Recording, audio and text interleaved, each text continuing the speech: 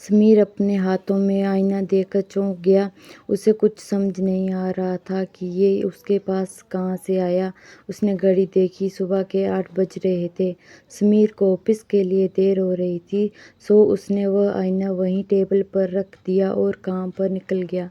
शाम को जब समीर घर आया तो फ्रेश होने बाथरूम में गया। मुंह धोते हुए अचानक उसने अपने आप को आईने में देखा तो उसे कुछ याद आया। वह टेबल के पास गया और वही आईना खोजने लगा जो उसने सुबह वहाँ रखा था, लेकिन अब वहाँ कुछ नहीं था। समीर को ऐसा लगा कि शायद उसे गलतफहमी हो गई होगी। रात को खाना खाने के बाद वह लैपटॉप पर काम करने लगा। थोड़ी देर बाद उसकी नज़र घड़ी पर गई तो 12:30 बजने वाले थे। उसने अपना काम ख़त्म किया और सोने की तैयारी करने लगा। तभी समीर ने फिर से वही आवाज़ सुनी, एक औरत के गाने की आवाज़ जो उसने कल रात सुनी थी। वह चाहकर भी खुद को रोक नहीं पाया और फिर से वह उस ओर बढ़ गया जहाँ से आवाज़ आ रही थी। इस बार समीर थोड़ा चौकन्ना होकर कमरे से आगे बढ़ रहा था। जैसे ही वह दूसरे कमरे की ओर बढ़ा, उसे गाने की आवाज़ साफ सुनाई देने लगी। समीर का दिल जोर से धड़क रहा था।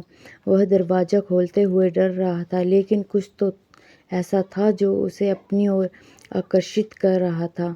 समीर पसीने से तरबतर था। उसने कमरे का दरवाज़ा खोला। वहाँ अंधेरा था। गाने की हल्की आवाज़ अभी भी आ रही थी। समीर हाथों में मोमबत्ती लिए कमरे में घुसा और इधर-उधर देखने के बाद वह अलमारी के पास जाकर खड़ा हो गया। समीर ने अलमारी खोलकर देखा तो वहाँ वही आईना रखा था जो सुबह समीर के हाथों में था।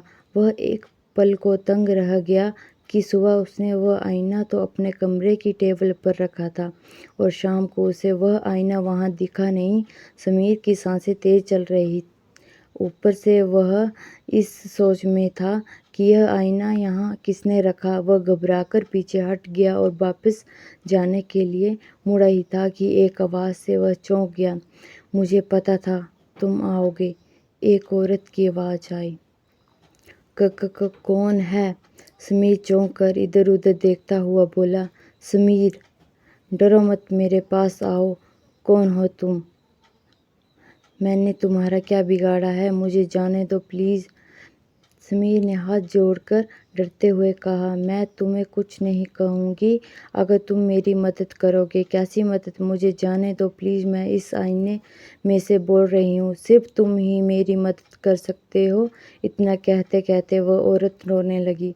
समीर का डर से बुरा हाल था। वह अलमारी से थोड़ी दूर रखी बेड के पास दुबक कर बैठा रहा और वहीं से बोला, मैं क्या मदद करूँगा तुम्हारी? मैं तो खुद डरा हुआ हूँ। मुझसे डरने की ज़रूरत नहीं है।